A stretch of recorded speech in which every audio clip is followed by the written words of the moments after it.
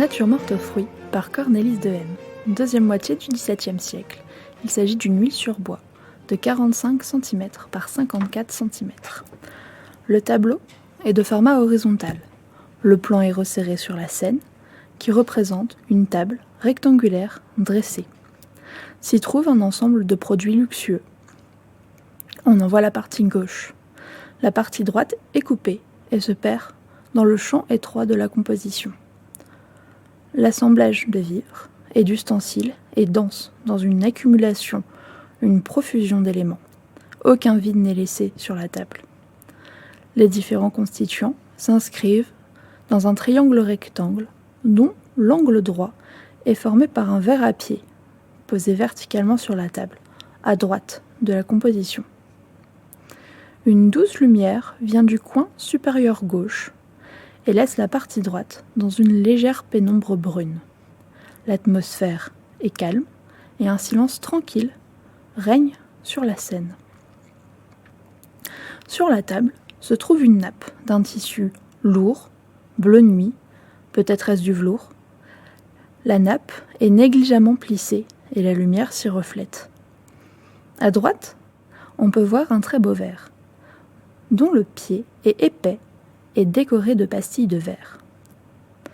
La matière n'est pas incolore, comme on pourrait se l'imaginer aujourd'hui, mais est légèrement teintée, d'une couleur vert très clair. Il est rempli de vin blanc. Du rebord droit de la coupe est suspendue une peau de citron épluchée et retombant en spirale. Elle représente la fuite du temps, le cours de la vie. 2 grappes de raisin blanc cachent partiellement le pied de la coupe. La chair des grains est translucide et brillante.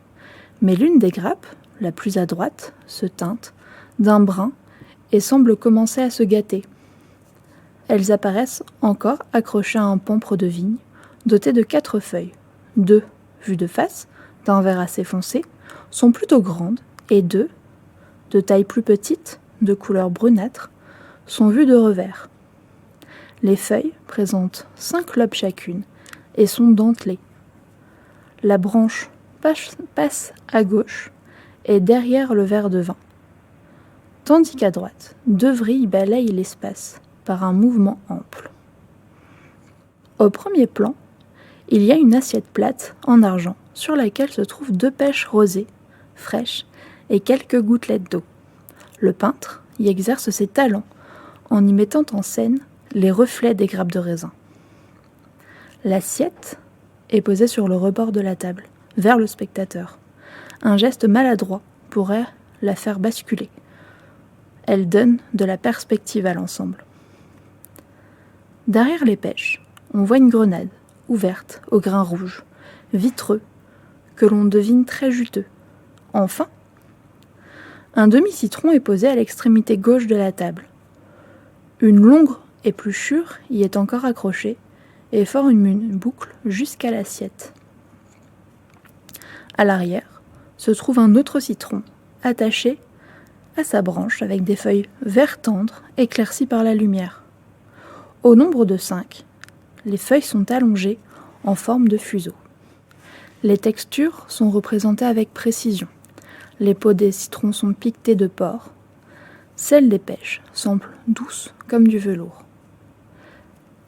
Les natures mortes hollandaises et flamandes du XVIIe siècle offrent 2 axes de lecture. D'une part, les peintres représentent la richesse importée par les puissants commerçants dans une région qui pratique le commerce maritime, avec des contrées lointaines. Empire colonial dynamique qui s'accroît, étendu et vigoureux.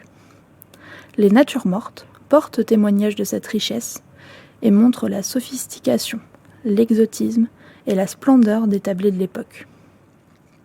Ces compositions font aussi passer des messages moraux et religieux. Ainsi, le faste et la profusion de la composition laissent place à la symbolique des vanités, représentation allégorique de la mort, de la vacuité des passions et des activités humaines. Chaque élément, chaque détail, apporte une signification. Ceux rappelant la vigne, par les grappes, les feuilles ou le vin, peuvent représenter symboliquement le Christ et sa passion. Quant au citron, Il représente la fuite du temps et l'amertume de la vie terrestre. Et la grenade symbolise la communauté, par la multitude regroupée dans un tout. L'œuvre rappelle au spectateur du XVIIe siècle, qui connaît les codes de ses compositions, qu'il jouit des bienfaits et de la volupté de la vie terrestre, dans un contexte économique favorable, mais qu'il ne doit pas oublier que cette existence a une fin, et que le salut se trouve dans la morale et dans la foi. Cette œuvre est visible au Musée d'Art et d'Histoire, place du Centenaire, à Langres, en Haute-Marne. Vous pouvez réécouter cette description, imaginer l'œuvre et la redessiner. Si vous souhaitez, gardez votre dessin. Nous vous proposons de l'exposer au musée à sa réouverture.